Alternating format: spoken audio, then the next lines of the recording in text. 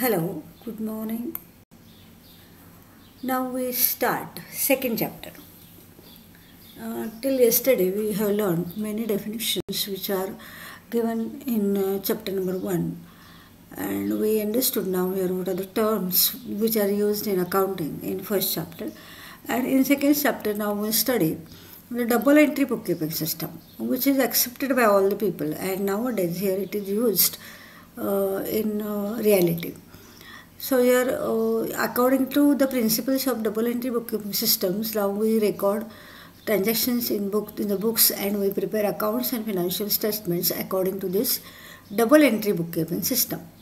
So this double entry bookkeeping system is most scientific method of recording all monetary transactions in the books of accounts. आज आपण दुसरं chapter सुरू करायचं आहे आणि पहिल्या चॅप्टरमध्ये आपण ज्या टर्मिनॉलॉजी पाहिली, इम्पॉर्टंट टर्म्स ज्या होत्या अकाउंटमधल्या त्या आपण तिथे लर्न केलेल्या आहेत आणि त्याच्या आधारे आपण आता अकाउंटिंग सुरू करणार आहोत. तर हे अकाउंटिंग सुरू करताना आपण डबल एंट्री बुककीपिंग सिस्टम हे जे मेथड आहे अकाउंटिंगची ती आपण स्टडी करणार आहोत आणि आत्ताच्या काळामध्ये ही डबल एंट्री बुककीपिंग सिस्टमच वापरली जाते आणि ह्याच्यामध्ये थोड्याशा त्रुटी कमी आहेत आणि ज्या आहेत ते त्याने करेक्ट केलेले आहेत वेळोवेळी. त्याच्यामुळं ही डबल एंट्री बुककीपिंग सिस्टम ही सिस्टम सगळ्या कंट्रीजने आता ॲक्सेप्टेड केलेली आहे आणि ही मोस्ट सायंटिफिक मेथड आहे. तर ह्याचं म्हणजे ओरिजिनली हे कोणी फाइंड आउट केलं तर लुका डी बार्गो पॅसिओली हा जो मर्चंट होता, एक व्यापारी होता, इटालियन व्यापारी होता, जो 1494मध्ये त्यानं हे मेथड शोधून काढली आणि हे सायंटिफिक आहे हे सगळ्या जगाने मान्य केले आणि तेव्हापासून हे आपण double entry bookkeeping system follow करतो आहोत. तर आता ह्याचं मिनिंग काय आहे किंवा ह्याचे काय ॲडव्हान्टेजेस आहेत आज आपण सगळे फक्त थेअरी बघणार आहोत. कारण एकदा त्याचं अकाउंटिंगचं सुरू केलं की कंटिन्युअसली 3 दिवस कंटिन्युअस तुम्हाला तिथं सांगितलं तर ते तुम्हाला लिंक मेंटेन केली पाहिजे. म्हणून आज आपण फक्त थेअरी बघणार आहोत आणि पुढच्या थर्सडेपासून आपण त्याचं अकाउंटिंगचं प्रत्यक्षात जो इम्पॉर्टंट भाग आहे तो बघणार आहोत. तर आता पुढं काय आहे बघा, रेकॉर्डिंग ऑफ अकाउंटिंग इन्फॉर्मेशन. आता अकाउंटिंग इन्फॉर्मेशनचं रेकॉर्डिंग करताना 2 सिस्टम्स आहेत, एक इंडियन सिस्टम आहे आणि एक इंग्लिश सिस्टम आहे. इंडियन सिस्टम जे आहे तर ते इंडियन सिस्टम इंडियन लँग्वेजमध्ये त्यांनी तिथं केलेली आहे आणि ती आपण आता यूज नाही करू. तर ते इंडियन सिस्टममध्ये त्यांनी नावं दिलीत बघा, मराठी, हिंदी किंवा उर्दू किंवा गुजराती अशा भाषेमध्ये हे अकाउंटिंग इन्फॉर्मेशन आपण रेकॉर्ड करतो इंडियन सिस्टममध्ये. त्याच्यामध्ये महाजनी देशी नामा सिस्टम असं म्हणतात ह्याला. त्याच्यानंतर बही खाता किंवा असं पण त्याला आपण म्हणू शकतो. तर लॉंग बुक, एक मोठे म्हणजे असे मोठ्या बुकमध्ये आपण जे रेकॉर्ड करत होतो त्याला ते बही खाता असं त्यांनी म्हटलेलं आहे. आणि त्याच्यानंतर ही system double entry booking system नाही आहे इंडियन सिस्टम, त्याच्यामुळे ती आपण फॉलो करत नाही आहे. जी सगळ्यांनी फॉलो केली तीच आपण फॉलो करायला पाहिजे, तरच आपण सगळ्या ह्याच्यामध्ये कम्पॅरिझन करू शकतो. आणि वाईडली ॲक्सेप्टेड अकाउंटिंग इन्फॉर्मेशन ही रिलायबल आहे आणि जे सगळे त्याच्यावर विश्वास ठेवतात अशाच पद्धतीनं आपण आपले अकाउंटिंग करायला पाहिजे. म्हणजे सगळ्या देशामध्ये जी मेथड वापरली तीच मेथड आपण आपल्या देशामध्ये सुद्धा वापरली पाहिजे. So here that is English system. म्हणून इंग्लिश सिस्टम आता आपण फॉलो करतो आहे. इंग्लिश सिस्टममध्ये सुद्धा एक सिंगल एंट्री सिस्टम आहे आणि दुसरी डबल एंट्री सिस्टम आहे. तर सिंगल एंट्री सिस्टममध्ये फक्त कॅशबुकशी रिलेटेड आणि पर्सनशी रिलेटेड अकाउंट फक्त रेकॉर्ड केले जातात. त्याच्यामुळे त्याला लिमिटेशन्स आहेत. सिंगल एंट्री सिस्टममध्ये सगळं अकाउंटिंग इन्फॉर्मेशन कव्हर होत नाही, त्याचा स्कोप लिमिटेड आहे. त्याच्यामुळं आपल्याला ॲक्युरेट पिक्चर आपल्या फिनान्शियल पोझिशनचं किंवा ॲक्युरेट पिक्चर आपल्या कॅश बॅलन्सचं हे आपल्याला घेता येत नाही तिथं. त्याच्यामुळं ही सिंगल एंट्री सिस्टमसुद्धा थोडंसं नाही वापरली जात. मग आता काय राहिलं, double entry system. Double entry सिस्टमच सगळीकडे आता यूज केली जाते आणि ती मोस्ट सायंटिफिक मेथड आहे आणि ती एव्हरी ट्रान्झॅक्शनचे 2 इफेक्ट्स असतात, ती दोन्ही इफेक्ट्स कव्हर करते. So here that double entry system it is now used by all persons, all companies, all countries. So we study that double entry system. So what is double entry system?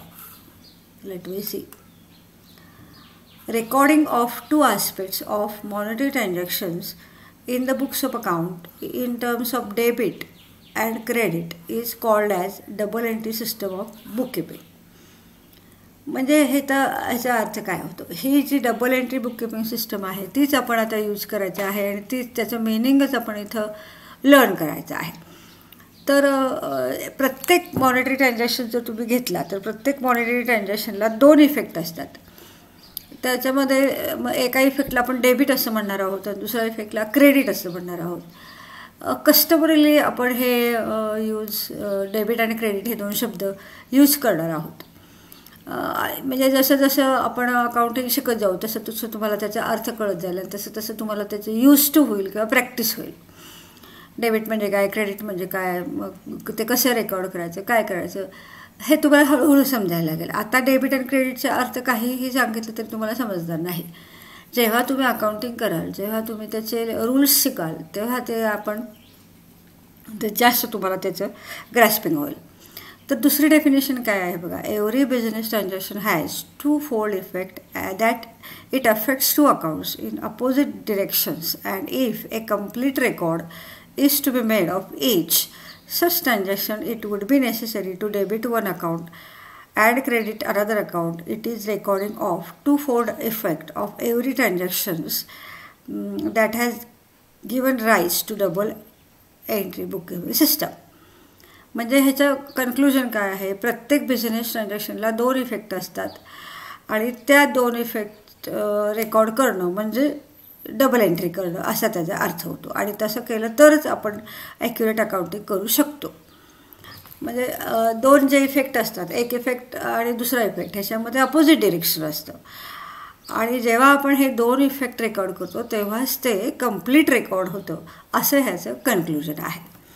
So this is double entry bookkeeping systems meaning. आता तुम्हाला may बी हे लक्षात येईल नाही येईल, पण पुढं पुढं आपण प्रॅक्टिकल अकाउंटिंग प्रॅक्टिकल प्रॉब्लेम्स घेऊ तेव्हा तुम्हाला हे डेफिनेशन आणखीन कळेल.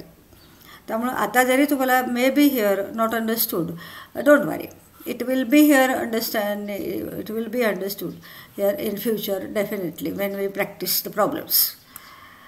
आता प्रिन्सिपल्स काय आहेत बघा, ही डबल एंट्री बुककीपिंग सिस्टमचे प्रिन्सिपल्स काय आहेत, म्हणजे ह्याच्या गाईडलाईन्स काय आहेत किंवा ह्याचे इम्पॉर्टंट पॉईंट्स काय आहेत. तर पहिलं आहे, in every business transaction there must be minimum two effects that is debit and credit. हे आत्ताच मी तुम्हाला सांगितलं की प्रत्येक बिझनेस ट्रान्झॅक्शनला दोन इफेक्ट्स असतात, त्यातला एक आहे डेबिट आणि दुसरा आहे क्रेडिट. दुसरं काय आहे बघा, two accounts means one is the receiver of benefit and another is here giver of the benefit. म्हणजे सारखं मी आता तुम्हाला सारखं म्हणते की दोन इफेक्ट असतात, एक डेबिट असतो एक क्रेडिट असतो असं सारखे सांगते मगाचपासून. मग हे डेबिट आणि क्रेडिट म्हणजे काय, तर डेबिट जेव्हा एखादा ट्रान्झॅक्शन हॅपन होतो तेव्हा त्या ट्रान्झॅक्शन घडत असताना एक पार्टी ही रिसिव्हर असते आणि दुसरी पार्टी ही गिवर असते. आता समजा तुम्ही परचेस केले गुड्स, ते तुम्ही रॉ मटेरियल परचेस केलं, समजा तुम्ही प्रोड्युसर आहात, तुम्ही रॉ मटेरियल परचेस केलं, तर त्याच्यामध्ये तुमच्याकडे येतं काय, रॉ मटेरियल, जातं काय, कॅश. म्हणजे त्यातला एक जो इफेक्ट असतो तो रिसिव्हरशी कनेक्टेड असतो आणि दुसरा जो इफेक्ट असतो तो गिव्हरशी कनेक्ट असतो. आता समजा तुम्हाला एने कॅश दिली तर तुमच्याकडं काय झाली, कॅश आली. कुणी दिली, एने दिली. कॅश आली म्हणजे तुम्ही काय झाला, रिसिव्हर झाला ऑफ बेनिफिट. कॅश आली म्हणजे तुम्ही काय झाला, रिसिव्हर ऑफ बेनिफिट झाला. आणि ज्याने कॅश दिली त्याला आपण काय म्हणतो, गिव्हर ऑफ बेनिफिट असं म्हणतो. So here this is two effects of accounts. तर हे दोन इफेक्ट तिथं अकाउंटमध्ये आपल्याला प्रत्येक ट्रान्झॅक्शनमध्ये जाणवतात. त्याच्यामध्ये एक हा बेनिफिटचा रिसिव्हर असतो आणि दुसरा हा बेनिफिटचा गिव्हर असतो. हे इथं फक्त लक्षात ठेवायचं आहे. म्हणजे एक अकाउंट जर डेबिट झालं तर दुसरं अकाउंट काय होतं, क्रेडिट होतं. म्हणजे प्रत्येक डेबिटला every debit has equal and corresponding credit of the same amount. म्हणजे प्रत्येक डेबिटला करस्पॉन्डिंग क्रेडिट असतं, हे इथं लक्षात ठेवायचं आहे. मी तुम्हाला मगाशी पण सांगितलं आणि आत्ता पण सांगते, फक्त थेअरी वाचून काही कळत नाही. जेव्हा तुम्ही ॲक्च्युअल प्रॅक्टिस कराल तेव्हा नक्कीच या सगळ्या 4 प्रिन्सिपलचं तुम्हाला मिनिंग लक्षात येईल. त्याच्यानंतर आहे बघा ॲडव्हान्टेजेस. तर double entry book keeping system हे आपण का यूज करायचे, तर इट प्रोव्हाइड्स कम्प्लीट रेकॉर्ड. मी डेफिनेशनमध्ये पण सांगितलं आहे बघा. प्रत्येक ट्रान्झॅक्शनला 2 इफेक्ट असतात आणि हे 2 इफेक्ट जेव्हा आपण रेकॉर्ड करतो तेव्हा ते कम्प्लीट रेकॉर्ड होतं. म्हणून आपण सिंगल एंट्री सिस्टम का वापरत नाही, कारण सिंगल एंट्री सिस्टम हे फक्त एकच इफेक्ट रेकॉर्ड करतो, म्हणून आपण ते कम्प्लीट रेकॉर्डिंग होत नाही, म्हणून आपण ते सिंगल एंट्री सिस्टम वापरत नाही. मग डबल एंट्री सिस्टमच आपण काय यूज करतो, तर ते इट प्रोव्हाइड्स कम्प्लीट रेकॉर्ड. दुसरं आहे बघा ॲक्युरसी.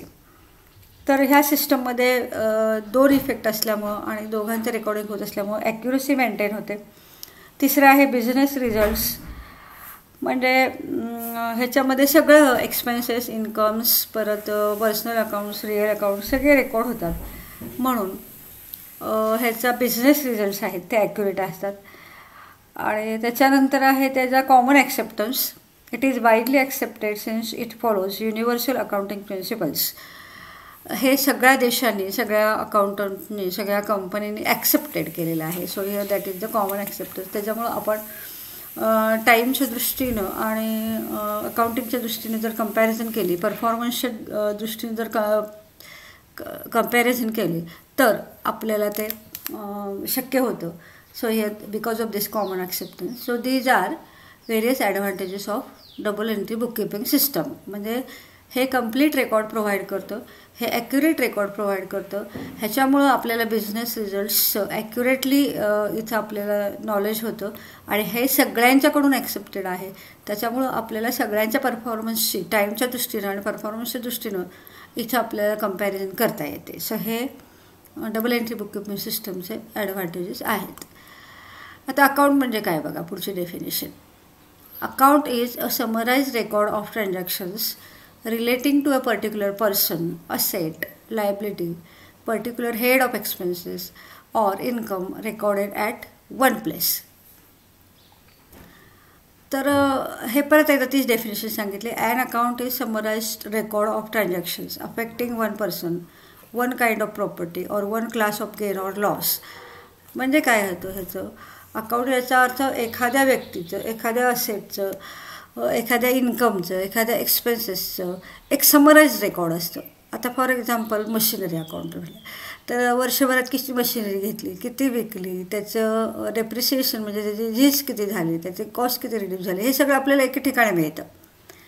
त्याला आपण अकाउंट म्हणतो. समजा मिस्टर ए असेल तुमच्याकडं, तुम्ही काही वेळा त्याला पैसे देतात, तो तुम्हाला काही वेळा पैसे देतो, परत करतो. मग आपण किती तारखेला त्याला किती पैसे दिले होते, त्यानं परत किती केले, किती राहिले, मग त्याच्यावर आपण इंटरेस्ट किती चार्ज करायचं, हे सगळं त्या मिस्टर एबद्दल तुम्हाला एके ठिकाणी जी माहिती कळते त्याला आपण ते अकाउंट असं म्हणतो. त्याचा अकाउंट मेंटेन करतो. याचा अर्थ काय, एखाद्या प्रॉपर्टीशी रिलेटेड, एखाद्या पर्सनशी रिलेटेड, एखाद्या एक्सपेन्सेस आणि इन्कमशी रिलेटेड जे जे काही वर्षभरामध्ये घडतं ते एकेच ठिकाणी आपण रेकॉर्ड करतो, त्याला आपण अकाउंट असं म्हणतो. हळूहळू तुम्हाला कळेल अकाउंट म्हणजे काय आणि ते कसं प्रिपेअर करायचं आहे. It is very interesting. Accountancy हा सब्जेक्ट खूप इंटरेस्टिंग आहे. जितकं तुम्ही त्याच्यामध्ये इंटरेस्ट घ्याल, जितकं तुम्ही प्रॅक्टिस कराल, तितकं तुम्ही ते परफेक्ट व्हाल. So this is an account. त्याच्यानंतर so here we have completed a theory today of this double entry book keeping system.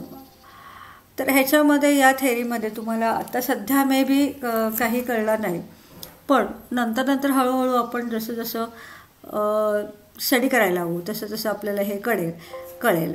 तर आपण हे थोडंसं कन्क्लुजन घेऊ आणि आज आपण थोडं लवकर थांबू, कारण आत्ता प्रॉब्लेम सुरू करून किंवा आत्ता जो महत्त्वाचा भाग आहे जे पूर्ण अकाउंटिंग तुमचं 11वी 12वी TY जे अकाउंटिंग आहे त्याचा जो बेस आहे तो पण कंटिन्युअसली 3 दिवस घेतलं तर ते तुम्हाला जास्त लक्षात येईल. त्यामुळे आज आपण इथे लवकर थांबायचं आहे. परत एकदा कन्क्लुजनमध्ये आपण बघूया काय झाले ते. Meaning and fundamentals of double entry book keeping. आज आपण दुसरा चॅप्टर सुरू केलेला आहे आणि या दुसरा चॅप्टर सुरू केल्यावर आपण काय शिकणार आहोत या दुसऱ्या चॅप्टरमध्ये, तर double entry book keeping system जी सगळ्या देशाकडून, कंट्रीकडून, सगळ्या कंपनीजकडून ॲक्सेप्ट झालेली आहे ती इथं आपण शिकणार आहोत. ही एक मोस्ट सायंटिफिक मेथड आहे आणि 1494 मध्ये हा जो एक मर्चंट होता, एक व्यापारी होता, लुका डी बार्बो पॅसिओली ह्याने हे सिस्टम शोधून काढलेली आहे. आणि त्याच्यानंतर ह्याच्या अकाउंटिंग इन्फॉर्मेशन ही 2 सिस्टममध्ये रेकॉर्ड केली जाते, इंडियन सिस्टम आणि इंग्लिश सिस्टम. पण इंडियन सिस्टम ही सगळीकडे ॲक्सेप्टेड नाही आहे आणि ती त्याच्या लँग्वेजमध्ये आहे, म्हणजे करंट आपल्या काय म्हणतो आपण लोकल लँग्वेजमध्ये आहे. त्याच्यामुळे हे सगळ्यांना समजू शकणार नाही, म्हणून आपण इंग्लिश सिस्टम फॉलो करणार आहोत. इंग्लिश सिस्टममध्ये सुद्धा 2 वेगवेगळ्या सिस्टम्स आहेत. त्यामध्ये पहिली सिंगल एंट्री सिस्टम आहे. सिंगल एंट्री सिस्टममध्ये फक्त ट्रान्झॅक्शन जे कॅशशी रिलेटेड आहेत आणि जे पर्सनशी रिलेटेड आहेत ते आपण इथे रेकॉर्ड करणार आहोत. डबल एंट्री सिस्टम ही मोस्ट सायंटिफिक मेथड आहे. सिंगल एंट्री सिस्टमचे काही लिमिटेशन्स आहेत, ते आपल्याला कंप्लीट रेकॉर्ड देत नाही. त्याच्यामुळं आपण डबल एंट्री सिस्टम इथं यूज करणार आहोत. तर ह्याचं डेफिनेशनचं कन्क्लुजन काय आहे की प्रत्येक ट्रान्झॅक्शनला 2 इफेक्ट असतात. त्यातला एक डेबिट आणि एक क्रेडिट करायचा असतो. जो रिसिव्हर असतो तो त्याचा इफेक्ट डेबिट असतो आणि जो गिव्हर असतो त्याचा इफेक्ट क्रेडिट असतो. हळूहळू आपण त्याचे रूल्स शिकल्यावर तुम्हाला हे लक्षात येईल. त्याचे प्रिन्सिपल्स काय आहेत बघा, तेच परत त्यांनी रिपीट केलं आहे. आत्ताच मी सांगितलेलं आहे, एक अकाउंट डेबिटेड होतं तर दुसरं अकाउंट तिथं क्रेडिटेड होतं. प्रत्येक ट्रान्झॅक्शनला 2 इफेक्ट असतात, एक रिसिव्हर असतो एक गिव्हर असतो. तेच त्याने फक्त इथं रिपीट केलेलं आहे. त्याच्यानंतर आहे ह्याचे ॲडव्हान्टेजेस. कंप्लीट रेकॉर्ड प्रोव्हाइड करतो. Indian double entry book system हे कंप्लीट रेकॉर्ड आपल्याला देतं. इनकम्प्लीट रेकॉर्ड तिथं आपल्याला मिळत नाही किंवा आपण ते कंप्लीट रेकॉर्ड फक्त या सिस्टममुळेच आपण मिळवू शकतो. हे ॲक्युरसी मेंटेन करतं. हे सगळे बिझनेस रिझल्ट्स रेकॉर्ड करतं. सगळे ट्रान्झॅक्शन्स इथं कवर होतात आणि ॲक्युरेटली आपल्याला सगळे ट्रान्झॅक्शन्स कवर झालेले विथ ॲक्युरसी आपल्याला हे बिझनेस रिझल्ट्स कळतात. आणि ही जी सिस्टम आहे त्याचा कॉमन ॲक्सेप्टन्स आहे. Commonly it is accepted by all nations. So here it is used. That is double entry bookkeeping system. आणि आपण अकाउंट म्हणजे काय हे आता आपण फक्त बघणार आहोत आणि थांबणार आहोत. अकाउंट हे समराईज रेकॉर्ड, म्हणजे एखाद्या पर्सनशी रिलेटेड, एखाद्या प्रॉपर्टीशी रिलेटेड, एखाद्या एक्सपेन्सशी रिलेटेड किंवा एखाद्या इन्कमशी रिलेटेड जे काही व्यवहार किंवा जे काही ट्रान्झॅक्शन्स असतात ते एके ठिकाणी आपल्याला इथं आपण जिथं आपण रेकॉर्ड करतो तिथं त्याला आपण अकाउंट असं म्हणतो. So here today we stop here early and from next week very important part will be started. So thank you very much.